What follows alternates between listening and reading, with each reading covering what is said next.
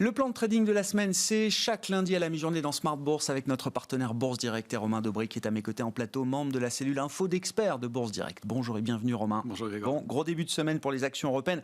On le rappelle, Wall Street est fermé aujourd'hui. Les marchés actions, les marchés obligataires américains restent fermés pour la journée du président. Intéressons-nous à l'Europe.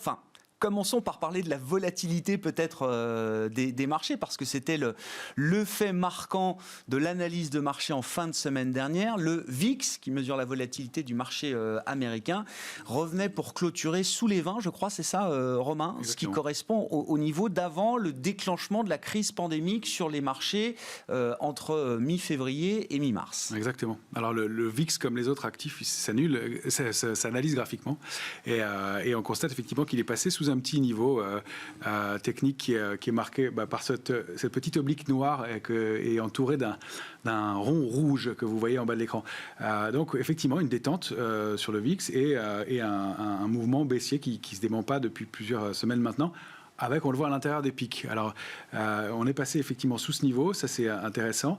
On voit que la détente se confirme depuis plusieurs semaines. La rupture de cette petite oblique de court terme, elle est validée pour une deuxième semaine d'affilée, donc c'est effectivement le cas, on passe sous les 20. C'est plutôt bon signe. En revanche, on voit qu'il y a ce canal baissier en bleu qui à chaque fois qu'on le touche, fait réagir le marché. Donc peut-être un peu de prudence dans les semaines à venir. On n'y est pas encore pour l'instant. Voilà, on continue à profiter de ce mouvement et de surveiller le retour donc sur des niveaux qui seraient aux alentours de 15 à peu près sur le VIX, donc l'indice de volatilité du S&P. Ça nous ramènerait effectivement sur des niveaux, un rythme de croisière, un marché, sans crainte particulière au niveau de 15. Dans le contexte, ce serait plutôt un marché sans crainte. On voit que on a les bornes de fluctuation moyennes avant, donc situées entre 9 et 37, bon c'est un peu large, mais voilà, et qu'on accumule plutôt largement en dessous de cette médiane-là la majeure partie du temps. Donc aller effectivement évoluer dans cette zone-là, ce serait signe de stress modéré, ce serait plutôt positif pour les semaines à venir. Ouais. Bon, une semaine déjà qui va être importante, c'est une semaine d'échéance mensuelle. On aura les expirations des dérivés, contrats futurs sur le CAC, notamment ce vendredi à 16h pour le futur CAC février. Regardons peut-être justement les indices européens et leurs différentes configurations, Romain, puisque Wall Street est fermé avec une volatilité alors qui baisse un peu partout. On l'a vu sur le marché américain, mais c'est la même histoire sur le marché européen. Quelle est la situation technique de nos grands indices ? Commençons peut-être par l'Eurostoxx 50 qui représente donc les 50 plus grandes valeurs de la zone euro. Ouais, c'était pas mal de faire un focus effectivement sur les indices européens parce que on constate on est loin d'une surchauffe et en tout cas on teste des niveaux clés extrêmement importants. Alors là c'est l'indice le graphique de l'Eurostoxx mensuel que vous avez sous les yeux. On voit qu'il évolue depuis 2014 dans un grand trading range situé entre 2920 3616 points, qui a buté 3 fois sur la borne haute. Et là je l'ai mis en vert, je pêche peut-être par optimisme, mais pour le mois en cours, en tout cas, il est en train de déborder ce niveau technique clé. Et puis on voit qu'il a aussi franchi, et après avoir buté, oscillé autour pas mal de fois, cette oblique violette, qui est une ligne de tendance baissière de très long terme. Et on voit qu'il a hésité beaucoup depuis 2014. Là, il le franchit à nouveau. Ce sont des mouvements de fond quand même. C'est un mouvement fort qui se met en place et un mouvement haussier qui est important. Donc, qu'on ait oscillé autour ces derniers mois, et c'est cohérent compte tenu du contexte. L'échec du franchissement en début 2020 est compréhensible aussi. Le fait qu'on repasse au-dessus, c'est plutôt bon signe. Et puis on évolue toujours à l'intérieur des bornes d'un canal haussier qui laisse pas mal de place à la hausse. Alors avec des chiffres, là c'est sur des objectifs à moyen terme. Et il ne s'agit pas de la semaine en cours, mais pour les semaines qui viennent, mois qui viennent, des objectifs qui seraient aux alentours des 4800 points, un peu au-delà pour l'Eurostoxx. Donc plutôt une tendance haussière. Il y a un bull case qui se dessine pour l'Europe, peut-être, Romain. Peut-être, et on a vraiment des signaux intéressants et revenir chercher ces résistances dans le contexte actuel, avec la flux de liquidité qu'on connaît, l'intérêt qu'il y a sur le marché. Et j'ai pas reproduit là l'indice du Nasdaq parce qu'il peut être un peu vertigineux. C'est justement un peu le consensus aussi en ce moment de se dire on allège sur les marchés américains et on va chercher des relais ailleurs. On sait que la Chine a été pas mal payée, l'Asie d'une façon générale.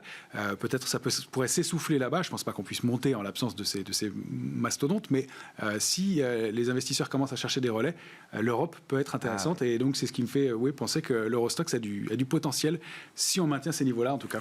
Bon, derrière l'Eurostoxx, est-ce que les grands indices européens, l'Allemagne, la France, l'Italie, l'Espagne, est-ce que ces grands indices boursiers envoie également un signal potentiellement positif, haussier pour le marché européen. Oui, c'est le cas. Alors effectivement, si on passe au DAX, par exemple, qui est quand même l'indice majeur européen, on constate que de la même façon, il a évolué dans un grand trading range de 2017 à 2021 et il est en train d'en sortir. Franchement, là c'est un graphique mensuel aussi, donc on voit qu'on s'est installé pour le deuxième mois d'affilée au-dessus et qu'on franchit des niveaux sur lesquels on avait buté en 2017, en 2019.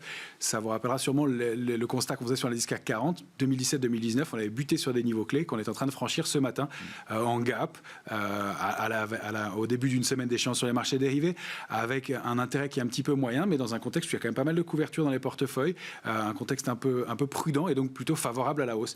Donc oui, on passe des niveaux, 13 580, c'est une alerte, mais c'est aussi un support maintenant, avec des cibles proches, 14 270, donc peut-être un marché qu'il va falloir regarder avec un peu de prudence à moyen terme, mais à long terme, c'est plutôt positif et ça laisse des cibles et de l'intérêt avec des mouvements de l'ordre de 10% encore au moins sur le DAX, donc intéressant aussi. Bon, et puis un marché qui concentre beaucoup d'attention en ce moment, c'est l'Italie évidemment, avec l'arrivée de Mario Draghi au pouvoir, le MIB italien est d'ailleurs un indice très dynamique. Il y a de la place pour ce marché-là, visiblement. Il y a beaucoup de place à la hausse. Voilà. Alors, je pêche aussi peut-être par optimisme là-dessus, mais en tout cas, on montre des cibles graphiques. On voit que lui, il évolue dans un trading range, le MIB, depuis 2014. Il a plusieurs échecs de franchissement de ce trading range, au-delà des 24 080 points. On voit qu'il y arrive avec une structure qui est intéressante, avec une grande mèche en bas, et puis le pari Mario Draghi, et un contexte de fort intérêt pour les marchés actions, et un indice qui est donc très en retard et qui a du potentiel de hausse. Alors peut-être pour les semaines à venir, 26 940, mais on voit qu'entre 15 300 et 24 080, il y a un grand trading range. Si on duplique ce trading range par le haut, ça donne une très bonne cible graphique avec des niveaux de résistance qui collent parfaitement et avec des cibles aux alentours de 32 880. Donc un rattrapage possible sur un indice comme celui-là qui est important. Là, on n'a pas franchi le niveau, mais on voit que le DAX l'a fait, on voit que le CAC 40 est en train de le faire. Donc on peut surveiller ce genre de configuration et le franchissement de 24 080 sur le MIB peut être vraiment un signal.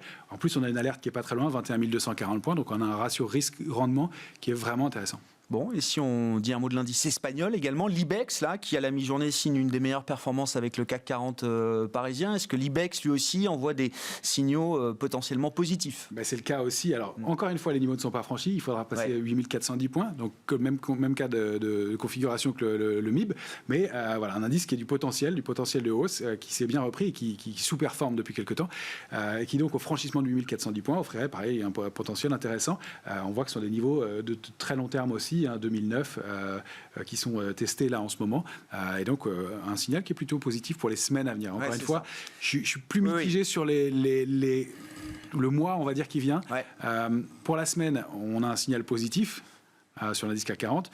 On franchit un niveau technique et on le franchit avec enfin un peu d'intérêt, puisqu'on a clôturé la semaine dernière sur un record avec 10 séances d'affilée de destruction de contrats futurs. Ça, c'était vraiment un fait marquant. Et enfin vendredi, avec la petite hausse de vendredi, on progresse et le nombre de contrats futurs a augmenté légèrement, 1700 contrats futurs. On se contente de peu en ce moment, mais il y a eu plus de 25 000 contrats clôturés au cours de la hausse. Donc, passer ce niveau et cette oblique violette que vous voyez à l'écran. Il y a des intérêts acheteurs qui se sont déclarés. Qui se sont déclarés un peu, et pour la première fois, alors qu'il n'y avait aucun intérêt depuis 10 séances. Alors c'était des rachats de vente à découvert, on ne peut pas dire aucun bien sûr, mais des intérêts modérés, et acheteurs et vendeurs se neutralisaient entre 5600 et 5713 points. On passe 5713 et vendredi, avec un peu d'intérêt acheteur, il y avait surtout, et c'est ça le fait marquant, aucune pression baissière. Ça, c'est vraiment assez étonnant. Est-ce que c'est le phénomène Robin Hood? Est-ce que c'est le contexte de marché, des flux de liquidité? En tout cas, on l'avait constaté sur la notion de vente à découvert sur les actions, très très peu de valeur vendue à découvert, et aucune pression baissière. Alors, il y a aussi l'accélération haussière de novembre qui a peut-être refroidi les velléités de vente à découvert sur le marché, mais en tout cas aucune pression baissière. C'est ce qu'on a constaté toute la semaine dernière avec des replis sur des niveaux techniques, 642 et mercredi, et puis on a repayé fortement, et 5627 qui a été le déclencheur de l'impulsion haussière qu'on connaît là. Et alors j'extrapole un peu, mais on a aussi dans ces cas-là ouvert la voie à une accélération haussière qui pourrait mener jusqu'à 6060 points. Ça, c'est la cible graphique. Étant entendu qu'on arrive sur cette échéance avec pas beaucoup d'intérêt, je me méfie un peu de ce qui pourrait se produire après l'échéance des marchés dérivés. Donc Pour l'instant, tant qu'on est au-dessus de 5675 points, c'est vraiment un niveau charnière. Je vous rappelle aussi que de ce côté-là, sur les options, il y a plus de 28% des options qui sont des puts, des options de vente, 5675. Ça veut dire qu'il y a un intérêt énorme autour de ce niveau-là cette semaine et jusqu'à l'échéance. Et que donc, tant qu'on est au-dessus, ça va. Si on rompt ce niveau, pour des questions techniques, les arbitragistes vont devoir agir. Et donc, ça peut créer des mouvements brutaux. Et donc, c'est vraiment l'alerte pour la semaine. Donc, tant qu'on est c'est pas dit que la route aux 6000 points soit une route en ligne droite. Non, je pense que ce ne sera pas le cas du tout. Et qu'il ne faut pas se méprendre. Je pense pas. Il ne faut pas se méprendre sur ce graphique-là. Donc, on a cherché 5804, 810. C'est une zone intéressante. 5842, pourquoi pas, cette semaine, à la faveur d'un mouvement d'accélération pendant l'échéance des marchés dérivés, pourquoi pas. Ensuite, on va être quand même un peu prudent et les excès, on va les regarder de près. Bon, un mot pour conclure, Romain. C'est une semaine qui sera un peu particulière, comme on le disait, parce que Wall Street est fermé aujourd'hui, les marchés chinois et certains marchés asiatiques restent fermés jusqu'à mercredi inclus.